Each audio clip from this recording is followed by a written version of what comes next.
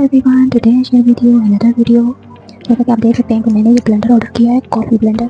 और इसे आप कोल्ड कॉफ़ी बना सकते हैं, हॉट कॉफ़ी बना सकते हैं एंड ब्लैक कॉफ़ी बना सकते हैं। और इसमें बैक साइड पे स्पेसिफिकेशंस को मेंशन किया गया है कि this is not for the children, इनसे आप ये दूर रखें। इसमें इसकी पावर को मेंशन किया गया है कि कितनी वी पावर है, वोल्टेज है। बार कोड को मेंशन किया गया है, हम इसको स्कैन कर सकते हैं। So let's open this box. जैसे कि आप देख सकते हैं कि वाइट एंड ग्रे कलर में है, काफ़ी अच्छी बनी हुई है। के ऊपर कैपिंग भी थी, most of the time other blenders don't have the cap. इसके साथ वायर भी दी है, वायर भी कोई वो नॉर्मल वाली नहीं है, अच्छी वायर है।